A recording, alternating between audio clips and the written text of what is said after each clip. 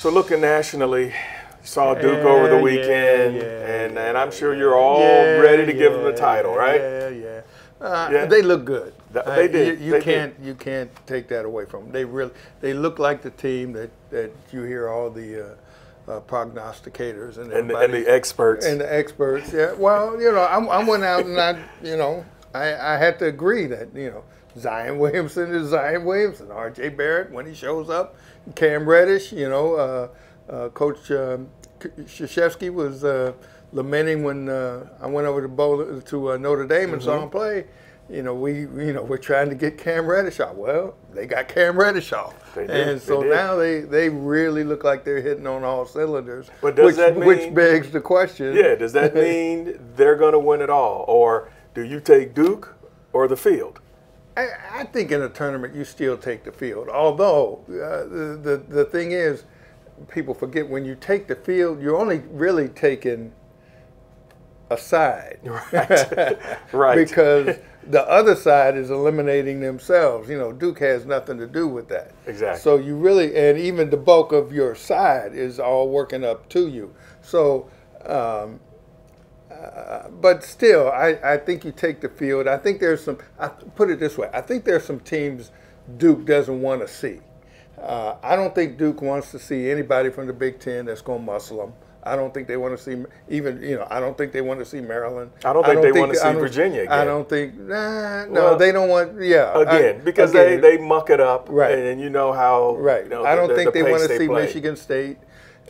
Michigan is not known for being physical, but they are physical enough in the Big Ten, and they, in their own way, play a little bit like Duke. I'm not saying they're a mirror of Duke. I'm just saying. So I don't think they want to see any teams like that. And I tell you another team, you may or may not agree. I don't think they want to see any team like Nevada. No, Nevada is super experienced, and you're still talking about, as great as Williamson, Reddish, and all those guys are, Jones and R.J. Barrett, they're still freshmen. Yeah, and I tell you another team that they don't want to see. Excuse me, just to finish the thought. And Nevada obviously has 5 fifth-year seniors. 24, 23, men. 24 men. So men, not teenagers. Yeah, no, they got men. Yeah. Now Gonzaga, they don't have a lot of men, but they have experience. They do, and they beat Duke on a neutral court. Right. So I don't think Duke wants to see them again. But my only concern, and you have to help me with the name, Tilly.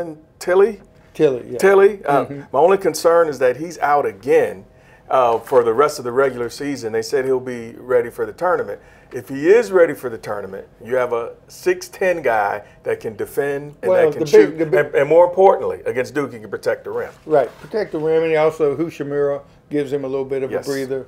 So, that's a team. So what I'm saying is I think there are teams out there, we haven't even mentioned anything about Kentucky. No. I think there are teams out there that could give them trouble and beat them on an off night or a bad night. But if they're playing like I tell you another, you still got to look at some of these mid-major teams out there. You like Jay Morant? Yes, I do. Duke usually avoids those kind of upsets, but I still think there's a Buffalo or Buffalo's got work to do this week with Akron coming up and at Toledo, but still. Teams like that have some firepower, have some athleticism, get up and down the court, want to beat you with volume, you're going to have an issue, particularly if you got an off night or Zion Williamson, you catch the wrong refs one night and Williamson's got 2 in the first 5 minutes and he's got to sit, and now all bets are off. So a lot comes into play there, but I still think it's the way it looks now. I still think February. in February, before Valentine's Day. Right. I still think it's Duke's tournament to win.